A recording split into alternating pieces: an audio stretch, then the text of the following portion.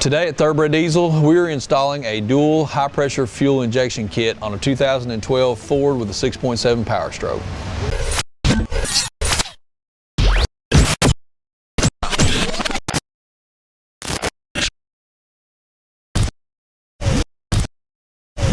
As most of you know, if you've come to that part in your performance journey with your 6.7 and you've run out of fuel pressure, the dual high pressure kit is probably going to be the avenue that you're going to want to go down.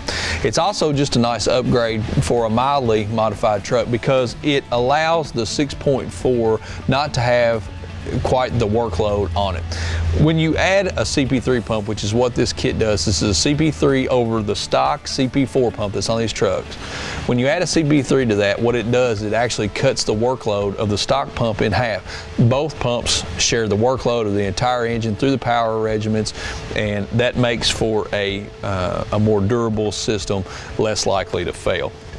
So we're already in the midst of working on adding a dual kit to this truck. So we've got pretty much the front end of this motor off, but the cool thing about the 6.7s is there's actually better access to the belt tensioner and getting the serpentine belt off these trucks, in my opinion, than on previous models. So we're going to talk about that right now because that's step one of this kit, is get the serpentine belt off the truck. So intake is out. Once you take the intake out and the tubing coming over to the manifold here, this is going to give you great access to this area right here. This area of the truck is where you're going to want to reach to get to the tensioner. And I'm just going to show you 3/8" drive ratchet goes in the end of the tensioner here. You push down on the tensioner and that will take the tension off of the serpentine belt.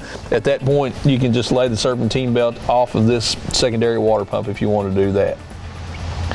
All right, once it's time to remove the serpentine belt itself, a couple of pulleys actually come out of this system. This pulley that's right here in the middle, this pulley is going to come out. I've already got it loosened up and ready to come out, so that pulley is coming off. Also, this pulley directly underneath of the alternator, that pulley is going to come out as well.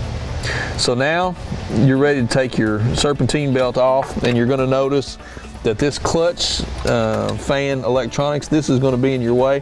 Go ahead and take this bolt out, and what this is going to allow you to do is that's going to allow you to take that bracket and just move it out of the way. Then the serpentine belt will slide right off. So I've already got that done because we've been working on this this twin turbo kit for a little while. So we've got that done. So serpentine belt is off. Our next step, and we've got our pulleys off, our next step is going to be to assemble the CP3 pump to the bracket that ATS sends for you. Adam just dropped my brand new drop light. That bulb's probably busted, but that's okay. Excuse me. So we're going to assemble the CP3 to the bracket that ATS sends for us now. Before we build the CP3 pump on the bracket, I wanted to show you one of the pulleys that has to come out in this accessory drive. This pulley that is directly underneath of the alternator, if you do not have the two alternators set up on your truck, this is the pulley that needs to be removed. We will be replacing this pulley with one supplied by ATS. In fact, there's going to be two pulleys that are added here. Yeah, there's going to be two pulleys that are going to be added here in the accessory drive, and you do receive a new belt with this kit for that. So now it's time to assemble your CP3 pump to your bracket that ATS provides you with. Now I want to talk just a little bit about the orientation of the bracket, not only the orientation for the attachment of the CP3 to this bracket, but the orientation of where this is going to be on the engine. So first off, as we're working with this bracket, we're going to be working with the U-shaped of this bracket down. Also, the standard that the pulley rides on that ATS supplies us with is going to be towards the outside, or pointing towards the outside of the motor. So that's going to be our base orientation of the bracket as I'm working with it in this assembly. The CP3 pump, as I'm working with it here, our outlet lines are going to be to, if you're looking at it from the back of the pumper, it's going to be to the right-hand side, actuator to the right-hand side. There is a triangle formation of bolt holes where the bolts go. The base of the triangle is going to be to the top. So let's go ahead and assemble the bracket to the pump. You can see that we have the base of the triangle, for lack of a better word, towards the top here. Washers on our Allen headed bolts that ATS provides us with.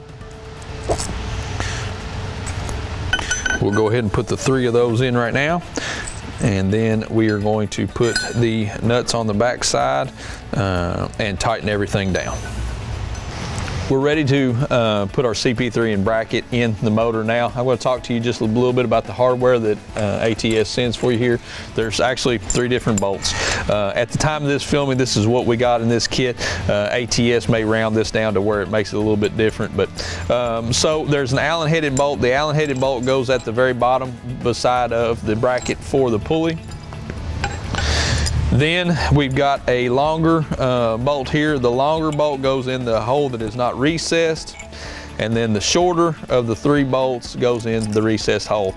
I use lock washers on these because I'm a lock washer kind of guy. I don't know that ATS necessarily wants that, but it's what I'm going to do. So here we go. Go ahead and start to put this bracket in. This, taking the pulley out, you've got a natural place. You'll see it just as soon as you've got the pulley out of here, you'll know exactly where the pump's going. These 3 holes here, here, and here. This is going to be your mounting point. So let me go ahead and drop the assembly in here.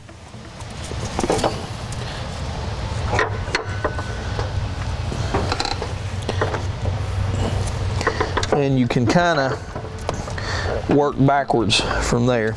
So what I'm going to do, I'm going to go ahead and put my longest bolt in right here, and then that gets my bracket caught well there. Next, I'm going to drop my Allen bolt in. Kind of gotta be squirrely with this one and just keep moving it around until it finds its home. And then the shorter of the 3 bolts, again, goes in the recessed hole here. And that's our 3 bolts for the CP3 pump. We'll go through, we'll tighten that down. You'll notice we left the wheel off here. We left the wheel off to give us access to the bolts. Important that you do that. We can add that on later, and then we're going to put the pulley on in just a second. So we'll go ahead and get this tightened down, and then we'll move forward. Okay, now that we've got our pump installed, we're going to go ahead and put our drive pulleys on. We're going to add 2 pulleys that ATS sends with this kit, plus our CP3 pulley. Putting our pulleys on and then eventually getting the serpentine belt on this kit, you're still going to have plenty of room for all of your fuel line plumbing and your electrical connections and whatnot. So we're going to go ahead and do our drive pulleys now. The first one we're going to start off with is the pulley that ATS sends us. That goes directly underneath of the CP3 pulley, and the shoulder is on the bracket here. So I'll show you that now. And this is just the pulley itself. It goes on this drive shoulder right here, or standard, sorry. So we'll go ahead and install it. Metric 10 bolt by 1.5, 30 metric, or 30 millimeters, sorry.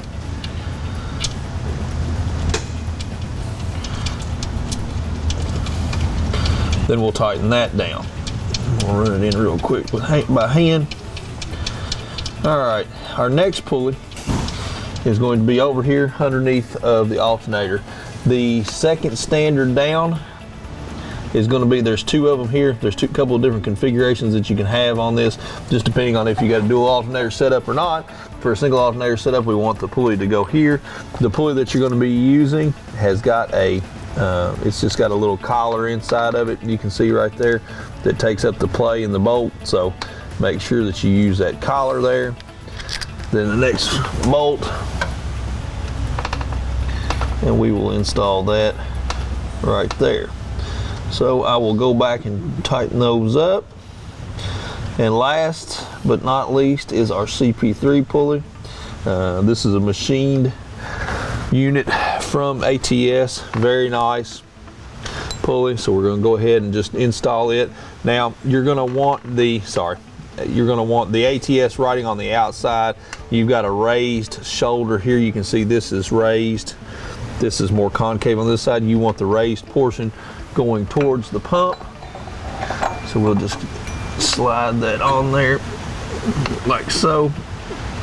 I like to push them back until I know that it's on a tapered shaft. Obviously, I like to push those back until it engages the taper pretty well. And then we'll put our cap nut on here and tighten it down.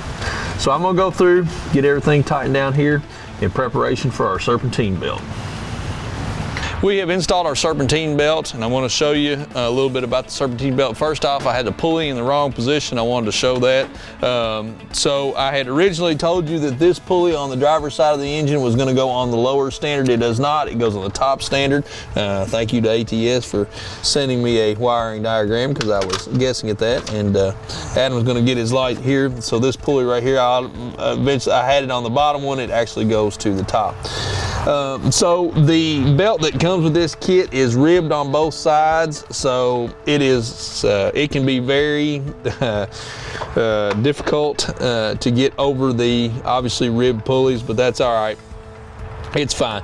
We did this entire job with the fan on the truck, and I'll tell you how to do that. The best way to do it is go ahead and take the belt doubled and just lay it over the clutch. And then with it over top of the clutch, you can take it to the crank and then the water pumps and so on. So what we're going to do now is I'm going to take you over the drawing board. I'm going to show you some of my artistic skills, and I'm going to show you the belt diagram that I have drawn. All right, let's talk for just a minute about the belt routing. I'm going to start with our tensioner right here. This little triangle doohickey that I've drawn will serve as the tensioner. That is going to be my reference point for the rest of this drawing. So let's talk about how the belt goes. So we've got passenger side of the truck.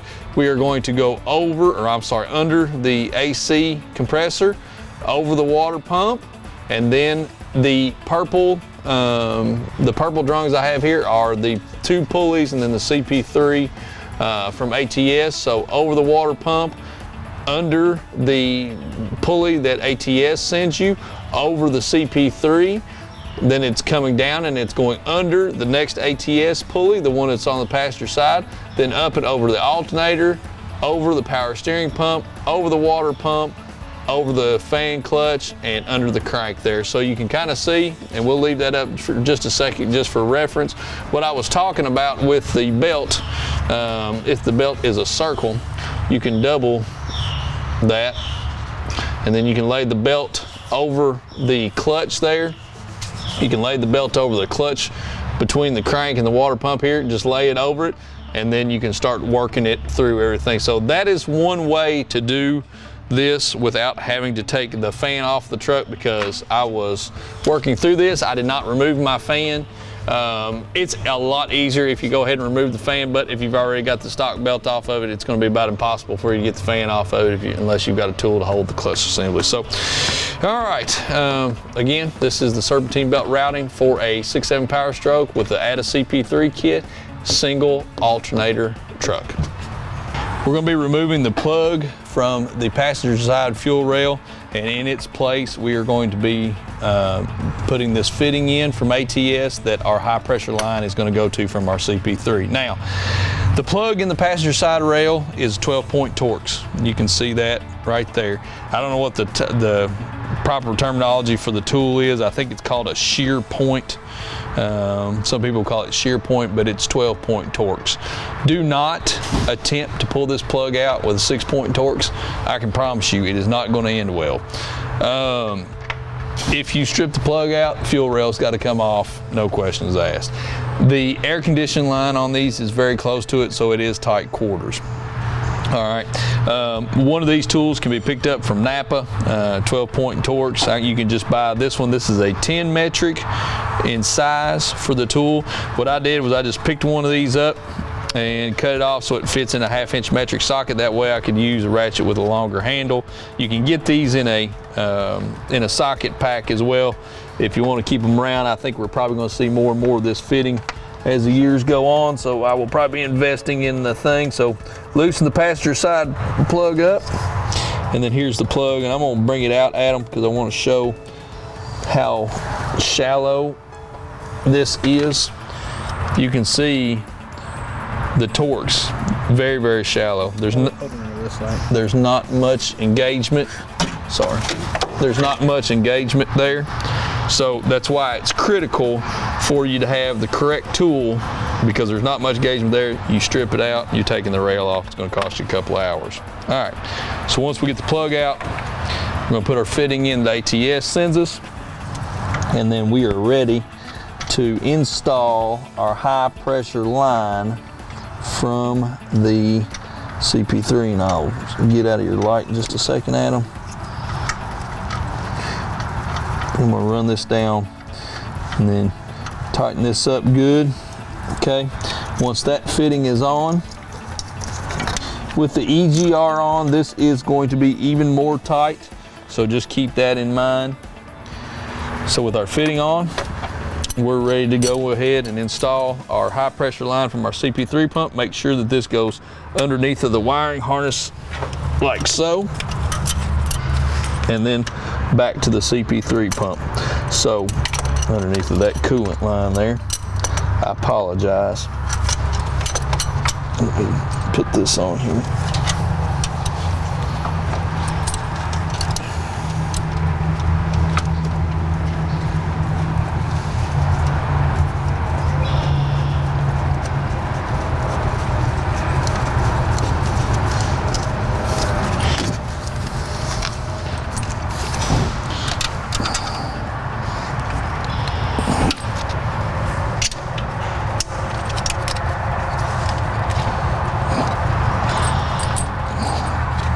So there's the high pressure line mocked up there. Make sure again that you've got your coolant line going over it, and then the wiring harness that will be attached to the EGR box, which we have removed for clarity, that it goes underneath of that. All right, now we're going to begin removing some of the fuel components to plumb up our low pressure side, or our lift pump side, that's going to be delivering lift pump pressure to the new CP3 and your stock CP4. I have already removed the fuel filter housing and the cup off of this truck. It was one of the first things that I had to do in my turbo installation here, just to mock it up. So I'm gonna go ahead and kind of go through that with you now. So removing the fuel filter, if you change fuel filters on these trucks, this is just basic knowledge. Unclip the lines, remove the fuel filter. The cup that the fuel filter sits in has actually got 3 10 metric bolts there that bolt it down to the block. One of them is very bad to get to, and it is this bolt directly underneath the fuel line. You can get this with a wrench, and then eventually you will have to loosen the line at the CP4 injection pump so that you're going to be able to move this line up to pick the bolt out. That's pretty easy to do. It's just tedious and time consuming, but the fuel bowl holder, the cup, has to come out. Now the feed line, this the green fitting, and there's a red fitting down on the line. This line has to come off of the feed line. This larger feed line, this is the low pressure feed line feeding the CP4. So this line's coming off. Now our line from the tank, this is supply pressure or supply pump pressure coming from the tank that was going into the filter. Once this is disconnected, this stays just like this with these fittings in it. Next, what we're going to talk about is our return line. Our return line is this blue fitting line that is clipped right here, and it is normally turned 90 degrees straight down. Once you unhook this factory return line, this is return fuel from the CP4 pump going back to the tank. Once you unhook this, grab this on the 2012 trucks, grab this line and you can grab the line, hold the line here, and then grab the end of the fitting. And what you'll do is you'll twist it. That is an O-ring fitting inside of there. It will click, take it around until the return line is now 90 degrees from where it was. So originally it was pointing, it was on this connection right here. We've turned it to where it is going to make a connection at this right hand angle, and we'll show you that when we start working in that part. The PCV line, the PCV oil line needs to come off just to give you a little bit more access. That's easy to do, but this is everything off of the low pressure side ready for our new fuel filter setup. One more thing, this bolt that holds the this ground strap down, this will need to come out. Take the bolt out and take the ground strap off because we are going to be using that with our new fuel filter setup. What we're going to do now is we're going to go ahead and put our return fitting on the factory line. So ATS makes this, I'm just going to call it a junction block. ATS makes this junction block for the return lines. So what this is going to be tying together, this is going to be tying in your CP4 return, which is going to go here. That's why we turned the blue connector. And then your CP3 return is going to go to this fitting. This is a junction block here that ATS made. This uses factory connections. It's got a little slide here that locks everything down. This is a really, really nice piece. So we're going to go ahead and put this on the truck now. I would suggest to go ahead and put it in the factory line. Just push it in there till it clicks and then take it back to the factory return side, push that down and then slide it over, check it for tightness, and there you go. So now what we will do is we will run our CP3 return. We'll come around and go back to this side. All right, now we're going to route our fuel supply and fuel return hose for our ATS CP3. I went ahead and built out my fittings 90 degree for the 1/2 inch line, and then this 45 degree fitting for my 3/8 return. We're going to put our 1/2 inch supply line on first. It goes onto the back of the pump here, and we'll start that.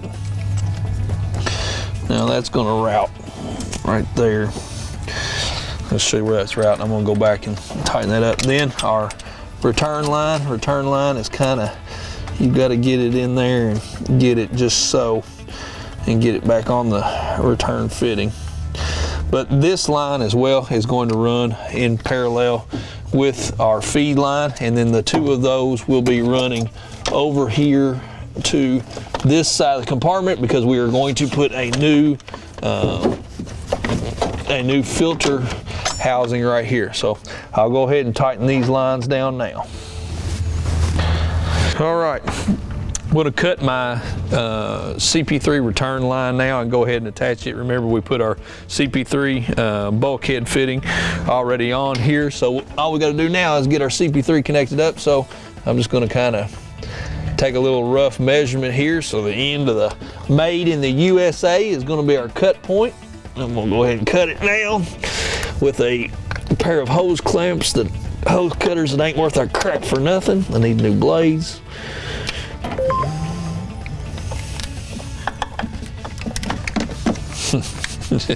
I'll change that blade, shouldn't I? All right, then we're going to take this. I like to go behind the fuel filter, or the oil fill there. Just kind of go on to the bulkhead fitting. All right, so I've got that started. I'm gonna go ahead and push that on up now, and then that will have our CP3 return line on. We're going to go ahead and install our feed line that is going to be feeding fuel to the CP4. What I do with this is I just take a little bit of hose and go ahead and do my ends. So this was the 90 degree push to lock end that ATS sends you, and then ATS is machined fitting here that works on the male Ford factory OE line, which is really, really nice. ATS did a great job with this. So we're going to go ahead and install that now, and then we'll leave the line uncut and then cut it once we get our measurements, but it goes right back to the stock line here and fits on real nice, and then goes up and clips just like OE. So there we have it, and then we leave this line full length, and then we'll cut it to fit as we need it. So we're going to talk just a little bit about the fuel filter setup on this. So we are going to be eliminating our stock OE fuel filter and fuel filter housing as well. We are going to be going with the new piece that ATS sends for us.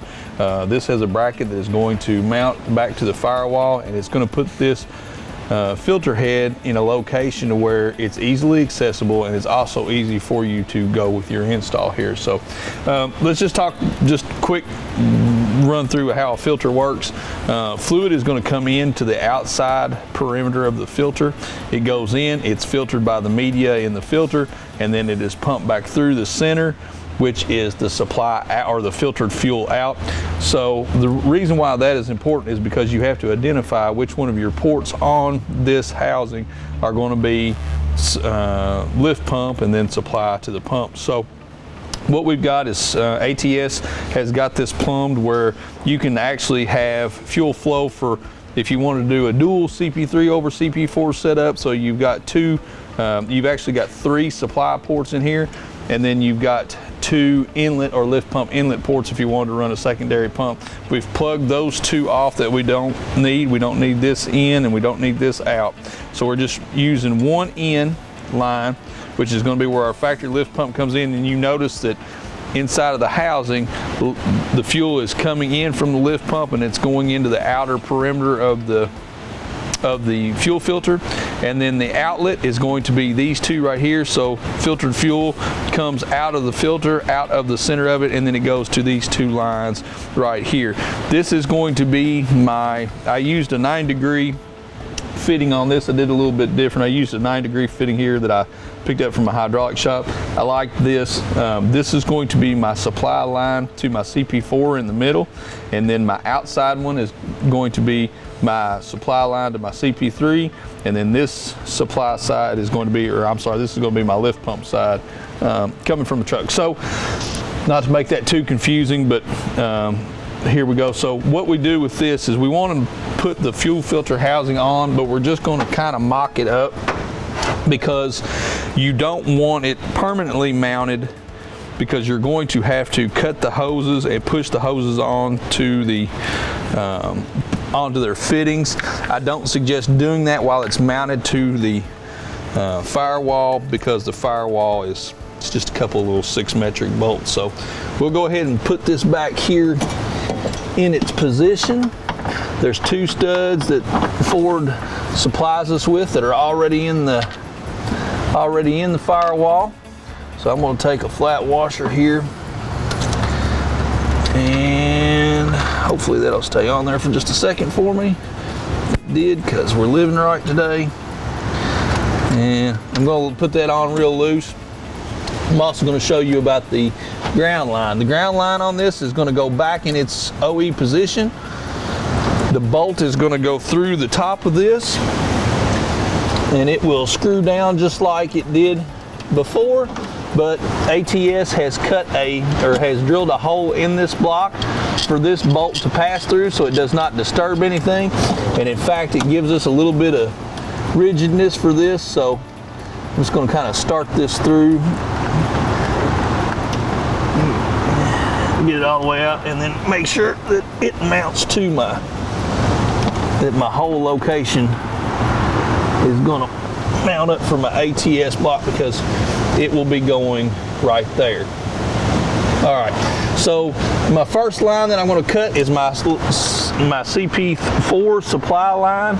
I'm going to put that right there. I'm going to measure this hose real quick and cut it off and get it ready to install on my 90-degree from the center here. So now we have got our supply line for our CP4. We measured that out. That was about 4 inches for me, the way it laid on this truck. I went ahead and put it on both my push to lock, so we're good to go there. We've got fuel supply going to our stock CP4, so that's taken care of. Now we've got the fuel filter housing mounted up again. It's just temporary. I will tighten that down once we're done with this. I'm going to go ahead and do my CP3 supply line. So the port that's closest to the passenger side, if you're looking at it, I'll just kind of hand measure that where I'm at, where I need to cut it.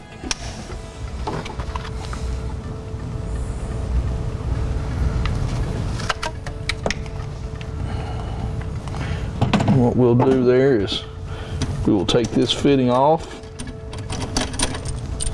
and we will go ahead and insert that push lock there. So I'm going to go ahead and do that now. and go ahead and tighten it back up on this, and then we will be ready for our lift pump supply from the fuel filter block from the lift pump.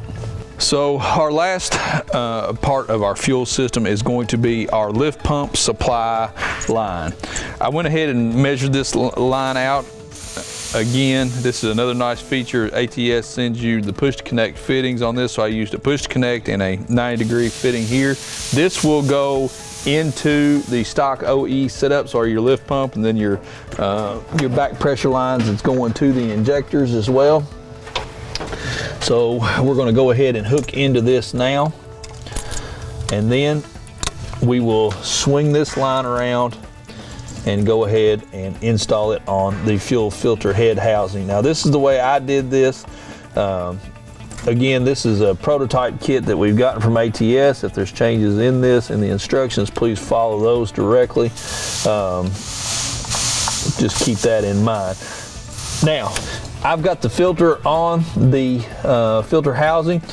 To change the filter, once everything is installed here, all you will do is you will simply unhook this line, and that's why I left this line a little longer. You unhook the pressure line, the fuel filter. You can just go ahead and spin it off if I can get it going.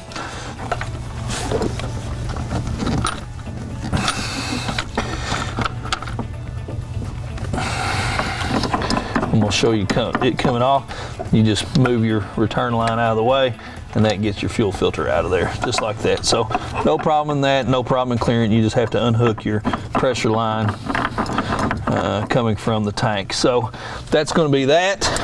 As far as plumbing our system goes, I'm going to tighten this fitting up, and we are done under the hood. Now it's time for electronics. I want to talk to you just a little bit about the electronic portion of the ATS twin fueler kit. Now, ATS uses a twin fueler box with their setup. The reason being for that is because the Scorpion motor, the 6.7 Ford motor, has an electronic actuated fuel control valve or cascade valve. This box eliminates too much hot fuel returning to the tank that will throw a fuel temp code. This regulates the CP3 in the system, so too much fuel is not going back to the tank, which will give you fuel temp codes and whatnot. Now this box is in a beta version, the one that sent us. I did not do an install on this because the finalized version of this is not out. Once the finalized version of this is out, we'll do a little snippet and add it back to this. But I just wanted to talk to you about the functionality of this and why ATS is using a twin fueler kit with this. All right, so that's going to conclude our install of our twin fueler kit for our 2012 Ford 6.7 liter. We've worked on this for a while. Again, this has been a beta kit. There'll be things inside of this video that are going to change. So look for the finalized kit to hopefully come out pretty soon. Big shout out to the guys at ATS for sending us this kit. Very gracious of them to send it to us. Everything went great with the install. We didn't have any fitment issues or just another fine product from ATS. So if you have a question about this installation or any of our other videos, please give us a call, like and subscribe to our channel and all of that hubbubaloo. Thank you for watching.